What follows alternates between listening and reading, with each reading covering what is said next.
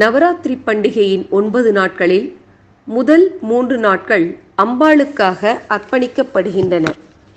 இந்த முதல் 3 நாட்களும் மாகேஸ்வரி, கௌமாரி, வாராகி என்ற பெயர்களில் துர்க்கைக்கு சிறப்பு பூஜைகள் நடைபெறும். அடுத்த 3 நாட்கள் மகாலட்சுமிக்கு சிறப்பு பூஜைகள் நடக்கும். மகாலட்சுமி, வைஷ்ணவி, இந்திராணி என்ற பெயர்களில் இப்பூஜைகள் நடக்கும். கடைசி 3 நாட்கள் சரஸ்வதி, நரசிம்ஹி, சாமுண்டி என்ற பெயர்களில் சரஸ்வதிக்கு பூஜைகள் செய்யப்படும். நவராத்திரி குறித்து கூறப்பட்டு வரும் புராண கதை ஒன்றை இங்கே பகிர்வோம். முன்பு வரமுனி என்ற பெரும் சக்தி வாய்ந்த முனிவர் ஒருவர் இருந்தார். எல்லாவற்றிலும் சிறந்து விளங்கியவர் வரமுனி. இவருக்கு நிகர் இவர்தான். தனக்கு இணை யாரும் இல்லை என்ற தலைக்கணம் இவருக்கு ஏற்பட்டது. பதவியும் தலைக்கணமும் ஏற்பட்டால் மற்றவர்களை துச்சமாக மதிக்கும் எண்ணமும் வருவது இயல்புதானே. வரமுனிக்கும் அது வந்தது. இவர் தலைக்கணம் காரணமாக அகத்தியர் போன்ற பெரும் முனிவர்களிடமும் மகிஷம் போல், அதாவது எருமை போல் உருவம் கொண்டு அவமரியாதையாக நடந்து கொண்டார். இதனால் கோபம் கொண்ட முனிவர்கள் அனைவரும் எருமையாகப் போவாய் என்று அவருக்கு சாபமிட்டனர்.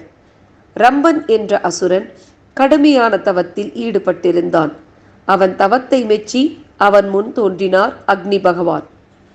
அவன் தனக்கு சர்வ வல்லமை பொருந்திய மகன் வேண்டும் என்று வேண்டினான்.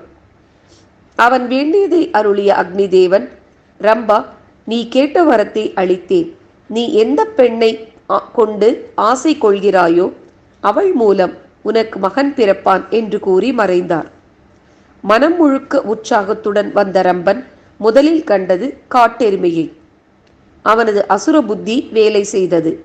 காட்டெருமை மேல் காதல் கொண்டான். தானும் காட்டெருமையாக உருமாறினான்.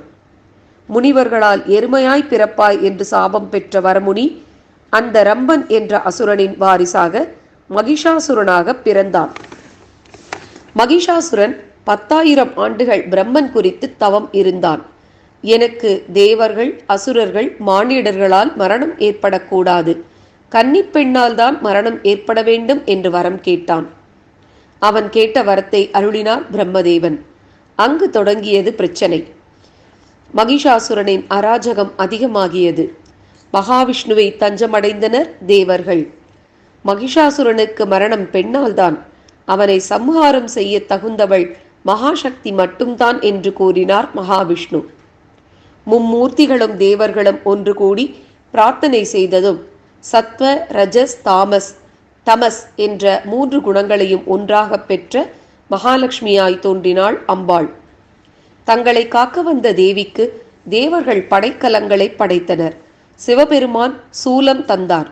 அக்னி சக்தி தந்தார். வாயு பகவான் வில்லும் அம்பரா துணியும் கொடுத்தார். தேவி மகிஷனை சம்ஹாரம் புரிய சர்வ அலங்கார பூஷதியாய் புறப்பட்டாள். அம்பாளுடன் கடும் போர் புரிந்தான் மகிஷாசுரன். கடும் போர் முடிவுக்கு வந்தது. அநீதி அழிக்கப்பட்டது. அழிந்தான் மகிஷாசுரன். அம்பாள் மகிஷாசுரனை சம்ஹாரம் செய்தது அஷ்டமி தினத்தன்று. தேவர்கள் அம்மனை வணங்கி வழிபட்டது அடுத்த நாளான நவமி தினத்தன்று. தேவி மணித்வீபம் மூலஸ்தானம் சென்றது அதற்கு அடுத்த நாளான தசமி தினத்தன்று. இந்த நாட்கள்தான் நவராத்திரியின் கடைசி 3 நாட்களாக கொண்டாடப்படுகிறது. மற்றொரு கதையும் கூறப்படுகிறது. மகிஷாசுரனை சம்ஹாரம் செய்வதற்காக அம்மன் 9 நாள் கொலுவிருந்து 10ஆம் நாள் மகிஷாசுரனை சம்ஹாரம் செய்து மகிஷாசுர மர்தினி ஆனாள் என்றும் கூறப்படுகிறது. 9 நாட்கள் அம்மன் ஊசி மேல் தவம் நின்று தவம் புரிந்தாள்.